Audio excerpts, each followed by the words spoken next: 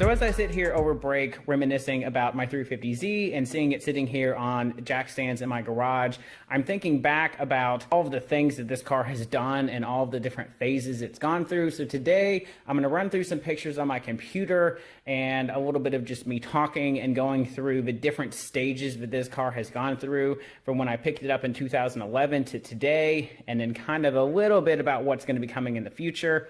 Of course, I've got more detailed videos on that, and I'll try to link things along the way as I mention something specific. But for those of you who've been following along, you know, if I got this car in 2011 and the channel didn't really start until 2017, there's a big chunk of time where the car was not documented at all. Things happened, I've gone back and tried to tell you what I did and why I did it, but a lot of the learning process on this car took place before I really did YouTube. So I just want to try to chronicle that, talk to you guys about what stages I've gone through, how it's gone from a bone stock daily driver to a bit of a tuner car to a little bit more of a serious dual purpose track and street car to I kind of went back to a really nice tuner, almost like an Optima Ultimate Street Car Challenge car, and then to the gutted track car that it is now, and then off into race car in the future.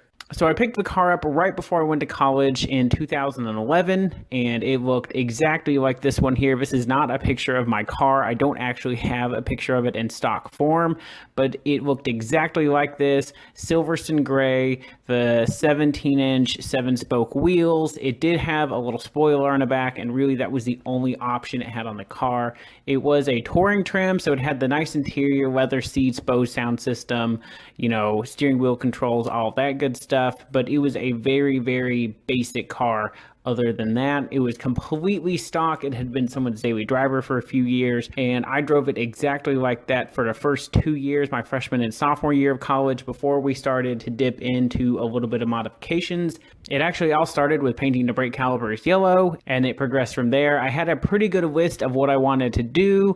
I had been researching for 2 years and really trying to learn and figure out what I wanted to do with the car. And while I had a very surface level idea of what to do and what made a car fast, a lot has changed and almost nothing remains from that original set of modifications except for the sway bars. So here we are with the kind of street tuner phase that I had. And this was really the culmination of my first modifications of the car. It had Tyne S-Tech lowering springs. It had iBox sway bars. It had 19-inch inky wheels on it. They were, I believe, 9 inches wide. But like an idiot, I had staggered tires on the same size rim. So it was 245s on the front, which is pretty appropriately sized, and had 275s on the rear. I probably would have been better off with a 255 square setup or maybe a 265. That probably would have handled a lot better, but the car did see track time like this. There was a little bit of power modifications, headers, exhausts, and me starting to slowly work my way through figuring out my induction side of the engine.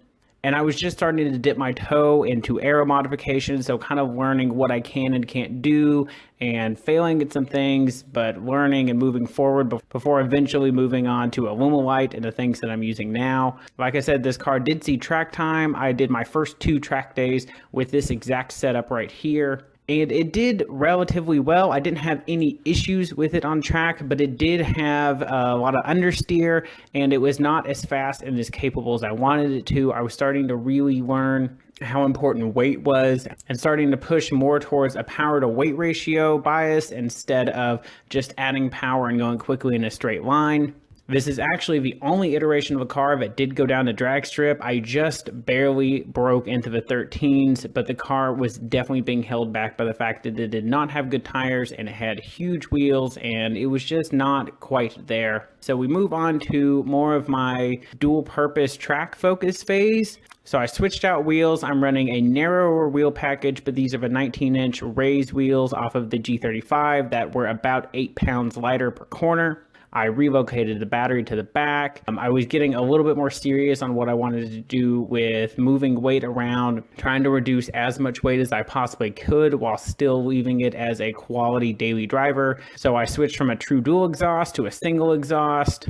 And I was really starting to take note of what types of cars I was seeing in the paddock when I was at track days. So this was taken at Roebling Road, which was my third track day. And I was starting to kind of take note of what the car did well on track and what it did poorly on track, what other people were driving and what modifications other people were making. But this iteration of a car very quickly grew into where I was trying to make it a very high quality dual purpose car. So I completely redid the Aero. So here's a picture of the car where I was in the middle of sanding the car. I drove it around for 4 or 5 months like this, where I was slowly sanding it back, perfecting body work. I was flaring the fenders out a little bit. I was putting those vents behind the front wheel.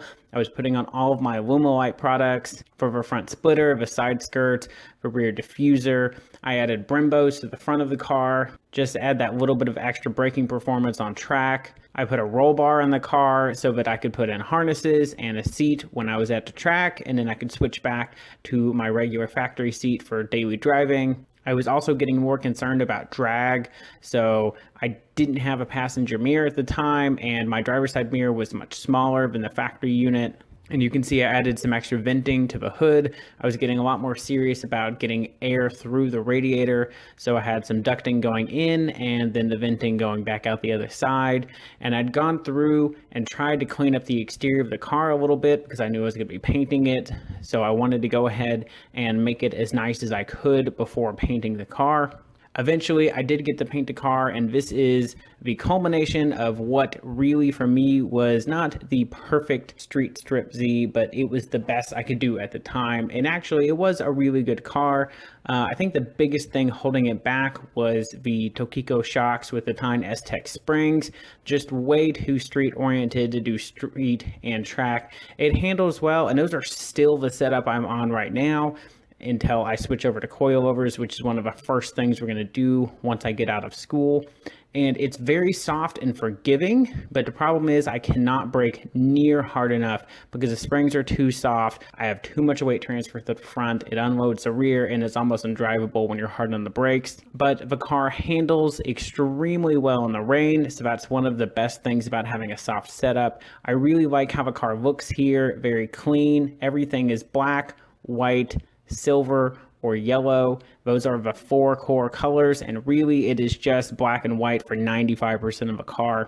And there are times where, if I'm honest, I do miss having the car like this. It was an excellent street car. It was comfortable. I could take it on long drives. I still had the main muffler on the back of the car, so it was relatively quiet, and I could take it off when I got to the track, and it was extremely loud. And I was very proud of this car. Parking it on the street, I would always look back at it. You know, I was proud to drive it to work. I was proud to drive it to Cars and Coffee or to track days. I really thought it was a great car, and it did extremely well. But this was about the time where I was able to have a little bit of extra money and I was able to buy a second car, so I wasn't having to put as many daily miles on this car. So I bought my pickup truck, which y'all have never seen. I only had it for about 6 months. Daily drove it, used it to move from our apartment into our house and do some renovating on the house, and then sold it and replaced it with the E39, which y'all have seen a ton of. So once I had the truck and the E39, I had a reliable daily driver. I didn't need to have the 350Z as a street car anymore. I could get a little bit more focus on it just being a track car. So I was able to remove the interior. I was able to add all of the graphics, and of course y'all have seen all that. So the car now weighs 600 pounds less than it was new. It has an additional 45 horsepower compared to new. It is a completely different car than the one that I started with. So while it still feels like the same car, it's just taking a car that had good potential and turned it up to 11.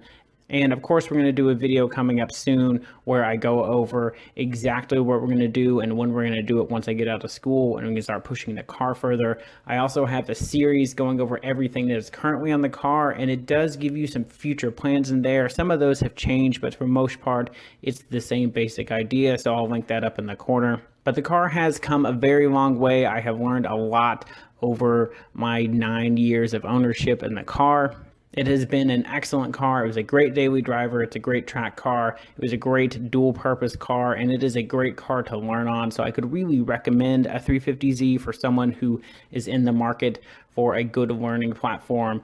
It's a relatively easy car to work on. It has been good to me. I've never had any sort of reliability issue with this car that was not something I caused by doing something the wrong way. And I will say it has been an extremely resilient car. It has taken all of my mistakes and learning experiences in stride. So I could definitely recommend this as a learning platform for someone. But of course, if you guys have any questions about what modifications I did or didn't have in each picture, or what things that I've done that I wish I hadn't, or things like that, of course, feel free to ask those questions down below. Hit that subscribe button, and I will see you guys next week.